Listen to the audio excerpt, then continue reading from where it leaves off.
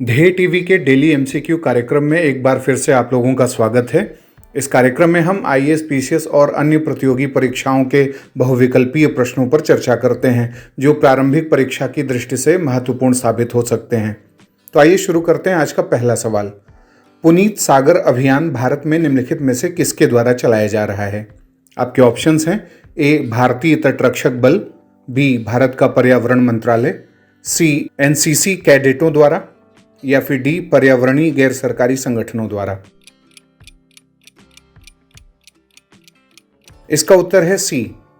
राष्ट्रीय cadet corps समुद्र के किनारे समुद्र तटों को प्लास्टिक और अन्य कचरे से मुक्त करने और इन्हें साफ रखने के महत्व के बारे में जागरूकता बढ़ाने के लिए एक राष्ट्रव्यापी अभियान चला रहा है। महीने भर चलने वाले पुनीत सागर अभियान का उद्देश्य 1 दिसंबर 2021 से स्थानीय आबादी और भावी पीढ़ी के बीच समुद्र के स्वच्छ किनारों, समुद्र तटों के महत्व के संदेश का प्रचार प्रसार करना है। 1 दिसंबर से शुरू अभियान के पहले सप्ताह के दौरान एनसीसी कैडेटों ने तटीय क्षेत्रों में समुद्र के किनारे प्लास्टिक कचरे को साफ करने के लिए उत्साह और जोश के साथ भाग लिया। इसमें 8 तटीय एनसीसी निदेशालयों के लगभग 30,000 कैडेटों ने अभियान में भाग लिया। अब बात करते हैं दूसरे सवाल की। निम्नलिखित कथनों पर विचार करें। पहला, भारत के दूरसंचार विभाग और अंतर्राष्ट्रीय दूरसंचार संघ ने भारत ITU संयुक्त साइबर ड्रिल 2021 की शुरुआत की है। दूसरा ऑप्शन, यह साइबर ड्रिल भारतीय संस्थाओं विशेषकर क्रिटिकल नेटवर्क इंफ्रास्ट्रक्चर ऑपरेटरों पर केंद्रित है। उपरोक्त में से कौन सा कथन सत्य है? ए केवल 1, बी केवल 2, सी 1 और 2 दोनों या फिर डी न तो 1 न ही 2। इसका उत्तर है सी। दूरसंचार विभाग और अंतर्राष्ट्रीय दूरसंचार संघ यानी ITU ने भारत ITU संयुक्त साइबर ड्रिल 2021 की शुरुआत की है और यह साइबर ड्रिल भारतीय संस्थाओं विशेषकर क्रिटिकल नेटवर्क इंफ्रास्ट्रक्चर ऑपरेटरों के लिए महत्वपूर्ण है। यह 30 नवंबर से शुरू होकर 3 दिसंबर 2021 तक चलने वाला 4 दिवसीय वर्चुअल कार्यक्रम था। इसके उद्घाटन सत्र में ITU, संयुक्त राष्ट्र कार्यालय ड्रग्स एंड क्राइम, इंटरपोल, राष्ट्रीय सुरक्षा परिषद सचिवालय, भारतीय कंप्यूटर इमरजेंसी रिस्पांस टीम और अन्य प्रतिष्ठित संगठनों के कई उच्च स्तरीय वक्ताओं, पैनलिस्ट और विशेषज्ञों ने भाग लिया। इस बैठक में ITU यानी अंतर्राष्ट्रीय दूरसंचार संघ क्षेत्रीय कार्यालय, एशिया और प्रशांत क्षेत्र की निदेशक सुश्री अत्सुको ओकुडा ने ITU global cyber security index में 10वीं रैंक हासिल करने में भारत की महत्वपूर्ण उपलब्धि को उजागर किया।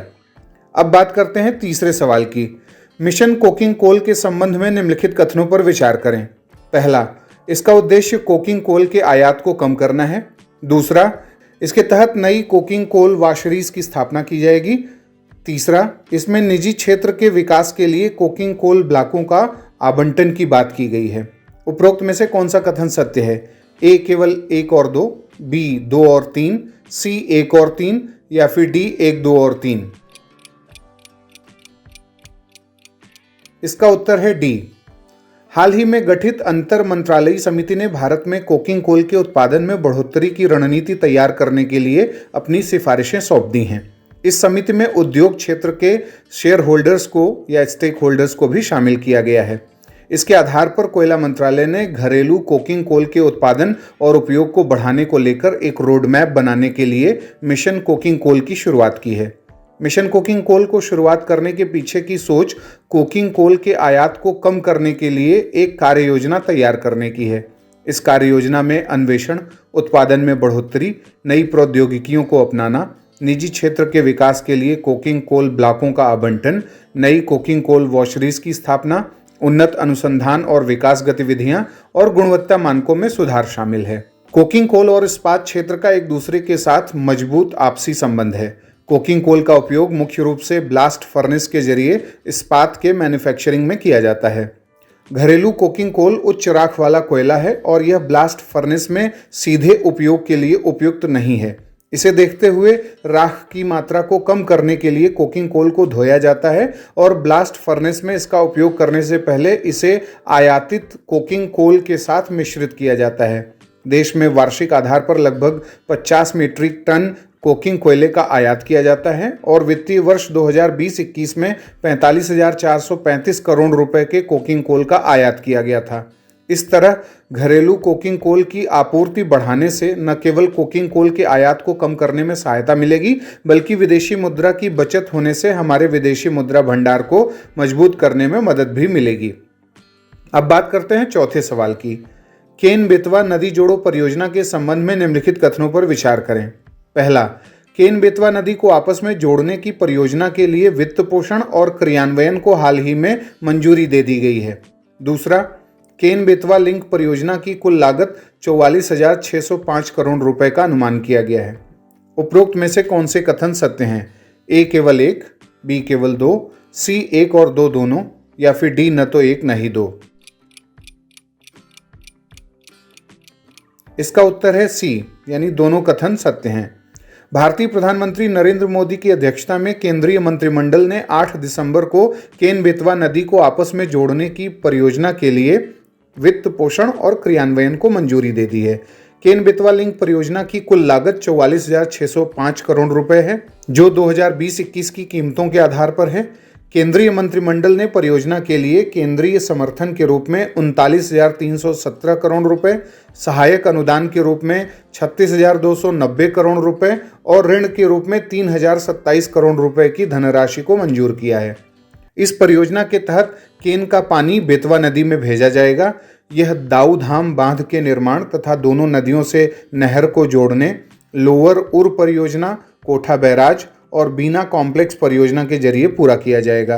परियोजना से 10.62 लाख हेक्टेयर क्षेत्र की वार्षिक सिंचाई हो सकेगी और लगभग 62 लाख की आबादी को पीने का पानी मिलेगा और 103 मेगावाट पनबिजली और 27 मेगावाट सौर ऊर्जा पैदा होगी। परियोजना को उत्कृष्ट प्रौद्योगिकी के साथ 8 वर्षों में क्रियान्वित कर लेने का प्रस्ताव है। यह परियोजना पानी की कमी से जूझते बुंदेलखंड इलाके के लिए बहुत फायदेमंद है। यह पूरा इलाका मध्य प्रदेश और उत्तर प्रदेश राज्यों में फैला है। इस परियोजना से मध्य प्रदेश के पन्ना, टीकमगढ़, सागर, दमोह, दतिया, विदिशा, शिवपुरी, रायसेन और उत्तर प्रदेश के बांदा, महोबा, झांसी और ललितपुर को बहुत लाभ मिलेगा। अब बात करते हैं आज के 5वें और अंतिम सवाल की।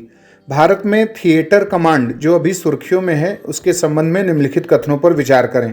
पहला, थिएटर कमांड्स का सबसे सही उपयोग युद्ध के दौरान तब होता है जब बात तीनों सेनाओं के बीच समन्वय की होती है। दूसरा ऑप्शन, देश की भौगोलिक और रणनीतिक क्षेत्र को देखते हुए देश की तीनों सेनाओं और अन्य सैन्य बलों को इसके तहत एक साथ लाया जाता है। और तीसरा, थिएटर कमांड का एक ही ऑपरेशनल कमांडर होता है। उपरोक्त में से कौन से कथन सत्य हैं? ए 1 और 2, बी 2 और 3, सी 1 और 3, या फिर डी 1, 2 और 3।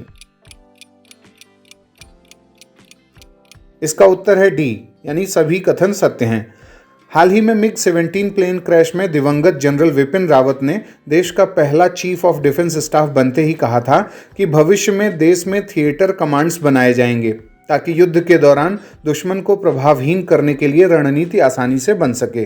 देश में ऐसे 17 कमांड हैं जिन्हें मिलाकर 6 थिएटर कमांड बन सकते हैं। युद्ध के मौके पर तीनों सेनाओं के बीच तालमेल बनाए रखने के लिए ये कमांड बेहद उपयोगी होता है। यहाँ से बनी रणनीतियों के अनुसार दुश्मन पर अचूक वार करना आसान होता है और यही कारण है कि भारत में सेना, वायुसेना और नौसेना को एक साथ लाकर इंटीग्रेटेड थिएटर कमांड बनाने की बात जनरल विपिन रावत ने की। इस कमांडर का एक ही ऑपरेशनल कमांडर होता है। भौगोलिक क्षेत्रों का चयन इसलिए किया जाता है ताकि समान भूगोल वाले युद्ध क्षेत्र को आसानी से हैंडल किया जा सके, जैसे हिमालय के पहाड़, राजस्थान के रेगिस्तान और गुजरात का कच्छ। तो ये था आज का हमारा डेली एमसीक्यू कार्यक्रम। आपके 5 में से कितने सवाल सही हुए, कितने गलत हुए, उसके बारे में आप हमें कमेंट बॉक्स में बता सकते हैं। अगले एमसीक्यू के साथ जल्द ही हाजिर होंगे। इजाज़त दीजिए, नमस्कार।